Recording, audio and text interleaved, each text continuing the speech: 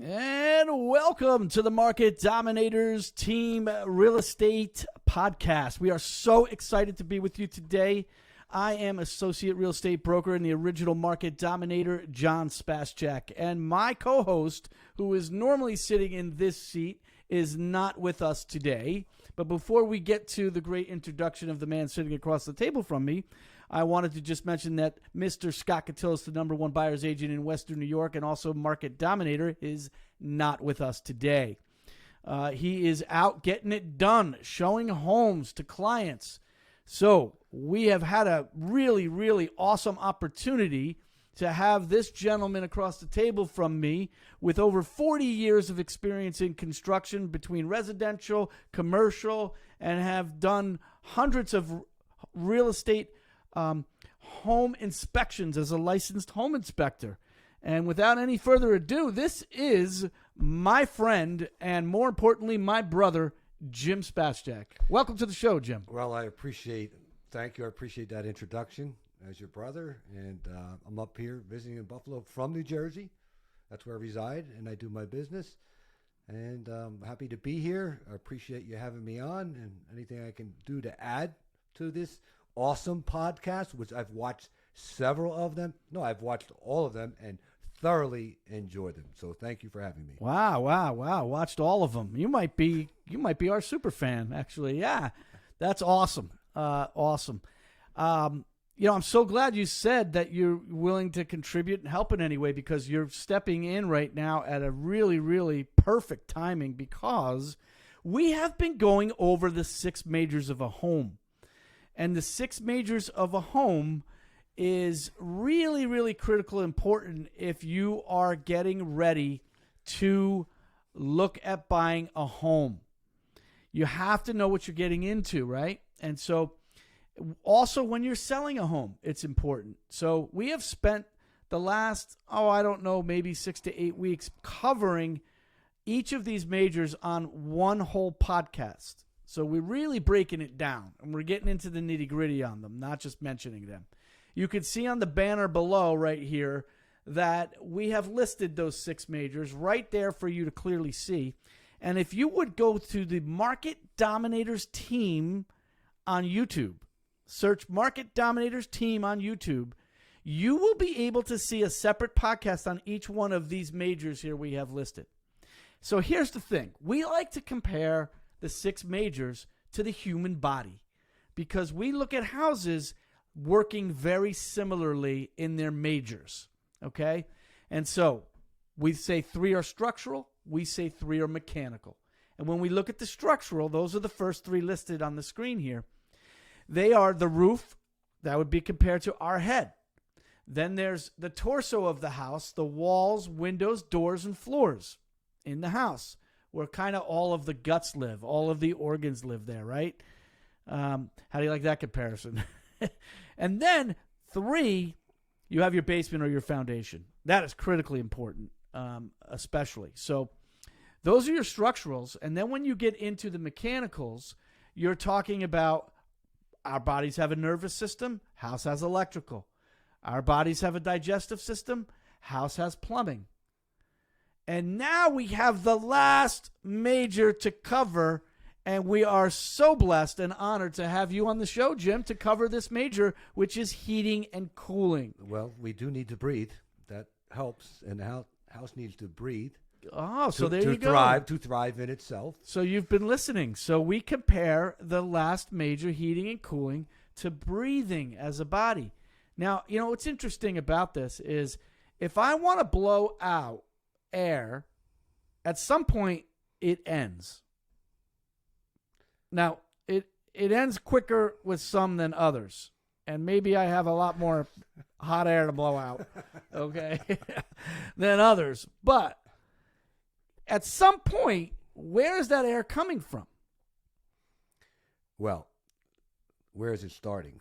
That's the question. It Yeah. starts from the mechanical equipment, right? You have to have a fan to move the air. Well, on a human body, though, where do we get that air? Where do I get the air to breathe out? Well, you're breathing it in. I'm breathing it in. So, folks, a heating system, which we're going to learn in depth here from my brother, is really important to know that the air that it blows on a forced air system, we're talking forced air systems, not a hot water baseboard heating system. Most of the homes in Western New York are going to have forced air systems. Some of them, probably maybe 15%, will have a boiler in them. And then others still might have electric or other, old oil heat and that kind of thing. But we're not going to get into those because we just don't see them anymore. We see some that are done on solar, some of the new green technology, that kind of thing. But we're going to stick to the big rocks, right? The forced air system. That's what we really want to break down here. And so it's really important and critically important that when we breathe air in and breathe air out, it's going through our lungs. It's helping to feed oxygen into our blood. And a furnace system works very similarly. So please, Jim, expound. How does that work? Well, you have a mechanical equipment. You have a furnace that lights a fire in a heat exchanger. You have a fan that turns on the air. So first you have to get it up to temperature. It turns on the air. You have a thermostat in your house that's going to call that flame to come on. Set it at a temperature. Okay. 70 degrees. Okay. It reaches that, starts the flame, and through the heat exchanger, the motor runs, sends the air over the heat exchanger. So that fan is going to blow the air over the heat, the flame. And throughout your house, distributes throughout your house. There's many ways that it's done properly to do that. There's many ways that it's done improperly that is really critical to look at and find during a home inspection.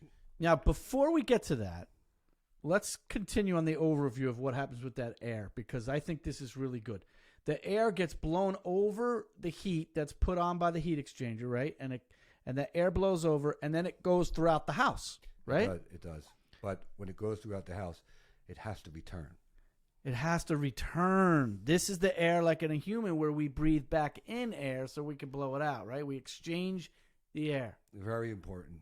Very important. It has to return to properly condition the air for temperature and humidity. Now, is it that same fan that's blowing the air over the heat? Is that the same air that's sucking the air out of the house back into the furnace, through the furnace? It's circulating right back. That's right. Circulating right back. Good, good. So think about that, folks. We're just blowing air, the same air that's all in the house. We're going to suck it out of the house. We're going to blow it over the heat and then blow it back into the house. So there's an air exchange happening there. Now, you started to get into talking here about... Let me interrupt you for a second. Just to clarify, when we say out of the house, we're talking about out into the house, interior. Yes, back into the furnace. Within. Yes, okay. Within. That's right. Usually in a basement. Now, furnaces can be found in a closet if you're on a slab or a crawl space. It can be found in an attic, okay, in different places. But for all intents and purposes, we're talking back to the mechanical system, right? To be blown out, heated, and then blown back out into the house. Return back. Right. Okay. So you started to talk about the supply and how the duct work, okay, could be done, set up and be done properly or improperly. And why is that so important? Well, it's critical for CFM, cubic feet of air per minute, volume of air circling around the house. And duct is sized according to the size of the mechanical unit, right, to do that. Okay. And when you have hard duct around the house, you can only go so many feet when you go off of that for different rooms. Like, say, if you're in an attic and you got a hard duct up there, or in the basement, you've seen the hard duct in the basement or the attic, and you come off with the flex duct. Mm-hmm. So it's important on the distribution. It's really important on now I'm talking from a home inspector, right? A little bit, maybe sure. Too much. No, right? no. So this is why we have you on the show. Stop me if I'm getting too, Yeah, because we know that, generally speaking, realtors do not like home inspectors, and home inspectors do not like realtors. However, I'm going to tell you something. The market dominators love our home inspector. Our home inspector has taught us a ton, and we love him. And he doesn't. He knows how to advocate in a way that he needs to for our mutual client. But more importantly, when he's at the house, he's on the house. It is what it is. You got to call it for what it is. So we're not here to sugarcoat anything. So dig in here, my good man. So you want to look at that, and you want to look at, it's very critical. Just assume all that ductwork is properly insulated, right? You don't see insulation on the outside, but it could be lined on the inside. The insulation, right? So you can't make that assumption, right? To see that, it's real critical. Where you ever go up and you see those levers with the baffles? Yeah. Right? Mm-hmm. To make sure that they're open or closed, they do all that. They have that, right? Yeah. I'm more or less talking about when you're in the house, I guess, down the road. Well, that's good because let's say you have a home, okay? Let's talk about this for a second. You have a home, and let's say it's a colonial. It's a 2-story colonial. Maybe it's 2,000 to 2,500 square feet. Pretty typical colonial here that you'd see. And let's say you only have one child, and you have upstairs on the one end of the house over the garage, there's maybe a bigger room that you could use as an upstairs rec room or something, or a fourth bedroom that's a guest room that you don't really have guests very often. You're saying that you might be able to turn off the heat and return supply to that room to a degree by using a baffle and shutting that off to better maintain. I am, but if you do that, it's important with a thing called positive and negative pressure in your house with static pressure in your house. In other words, if you do that, what are you doing? You're blowing too much air somewhere else in the house. I'm more or less saying is, well, we're not getting any heat. How many times I've had to, even in construction, go and this room is cold. It's cold. You go up in the attic or in the basement and the baffles, closed. Simple as that. Yeah. And and I can't tell you how many times as a home inspector I've gone up and I've seen the flex duct basically disconnected to the hard duct. Yeah. Look for Oh, that, yeah. right? So it's critically important to inspect that for air leaks that is installed properly, the proper duct seal, proper taping, right, insulation. Right. Also, which is, I don't know if you're going to ask, I assume you're asking, but the sizing of the unit is really critical in a house. Huge. Critical. Huge. Both on the heating and cooling side. So typical house from 2,000, let's say 2,000 square feet in a standard climate is probably around, let's say, 45 to 90 BTUs. Mm-hmm. Now, what's BTU? British thermal unit. It's measured. It's measured. It's a measurement of 12,000 BTUs in cooling equals 1 ton of air conditioning. That's how they measure the heating. Okay. That's good. So that's good. In the cooler climates like Buffalo, you're probably going to want on a 2,000 square feet house up to about 90,000 BTUs. Yeah. It depends also on, you have windows. Mm-hmm. Where does the sun hit the house? There's a lot of factors that could go way more in than this podcast in addition. Yeah, it could cover. Right. So sticking with that major though, so it is critically important that now let's talk about life of furnaces. What's a standard life of a furnace?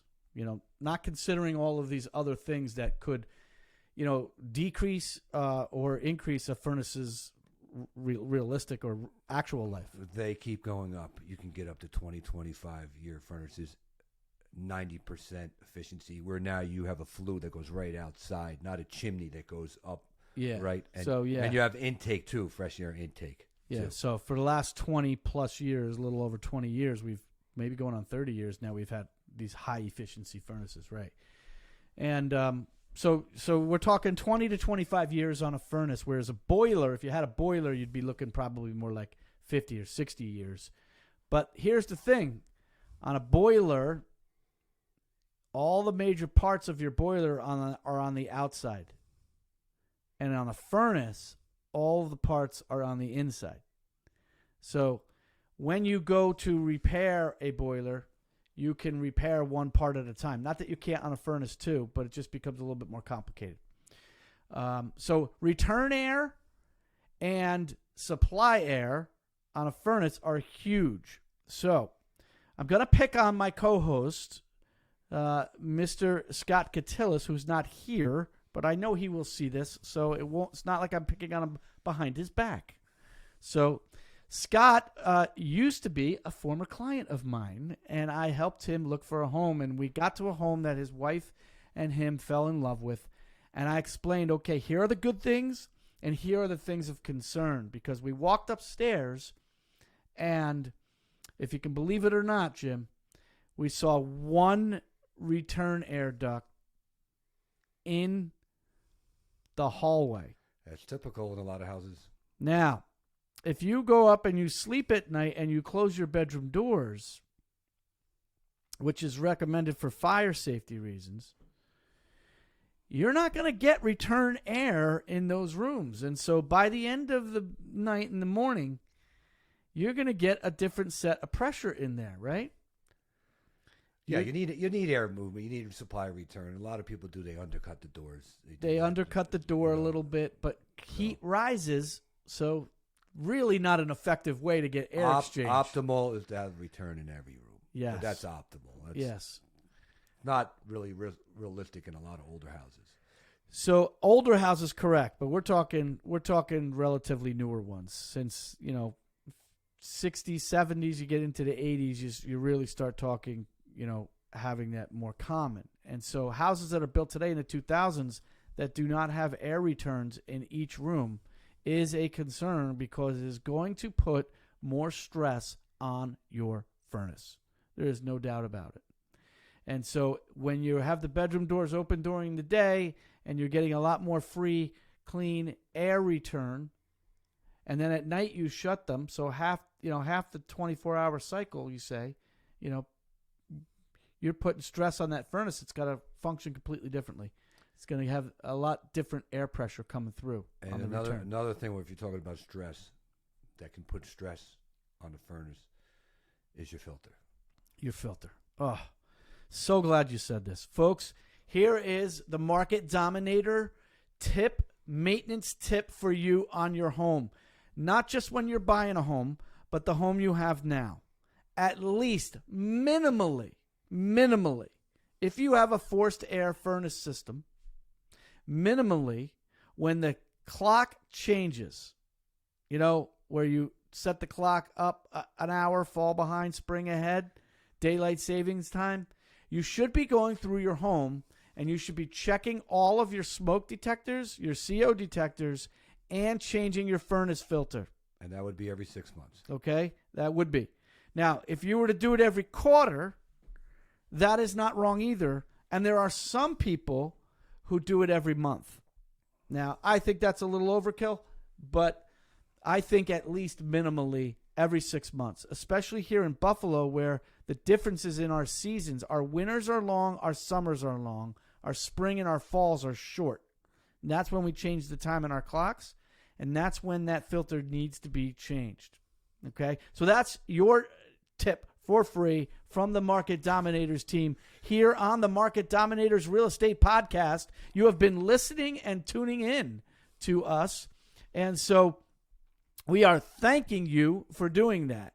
And please, please go to Market Dominators team on YouTube and subscribe and like. And you actually can hit that little bell button that will give you notifications every time a podcast hits the airwaves. So you'll want to do that going forward. We have a ton of content planned over the course of this year that we are bringing to this channel. In fact, next week we are going to talk about the top 3 things to do as a buyer in this market to get prepared. If you're planning on buying a home anytime soon, next 6 months, next year, top 3 things that you need to do to get prepared to buy that home. We're going to bring that to you free. We're going to show you how you can accomplish that, and it'll make you better prepared. It'll put you in a better position. And when you're making big-time decisions on an asset like a home, you want to feel confident. You don't want to feel all nervous and have buyer's remorse. So the more confident and prepared you are, the least amount of buyer's remorse you'll have. Does that make sense? I think it does, Jim. It does. Okay. And I'm excited to watch those videos because I'm interested to know. I could guess, but I really want to know. Okay. All right. Well, you're gonna. Because you are a subscriber to the Market Dominators team. I am. Yeah. So we are very, very thrilled to have the time to sit and meet and chat and talk about the sixth major of a home as we compare it to a human body. And so we are thrilled. The Market Dominators have rebranded ourselves, and we have repartnered with Metro Roberts Realty. We are very excited about that. This fastest growing real estate company in Western New York, and also, I believe, the most progressive and forward thinking. And we are taking advantage of some of the things that the Metro Roberts system has that is going to benefit this YouTube channel. More to come on that. And we also have rebranded our tagline. So Jim, you've always known as my brother that we seek to educate. It's been a big part of our Market Dominator team approach. But now we've kind of crystallized a little bit more, and we really seek to educate. Not only that, but advocate. And then when we get into the deal, negotiate. And then ultimately dominate. That's right. That's Scott. Just from watching Scott. Yeah, there you go. And dominate. That's it. That's what we do here at the Market Dominators team. And so if you are looking to sell a home or buy a home, you will be working with the top less than 1% of realtors in all of Western New York, covering 8 different counties. And we will be sure to love on our clients in a way that makes you feel prepared, happy, and proud, and not make mistakes when you're looking to navigate the real estate system, especially in this insane real estate market right here. We are winning, and we win for our clients. Our clients win when we win. So we're very, very grateful for you. So without any further ado, thank you so much for tuning in to the Market Dominators team. And we are looking forward to next week. Scott will be back with us, and we will bring you the top 3 things to look for as a buyer going into this real estate market. So thank you very much. Tuning out. Go Bills!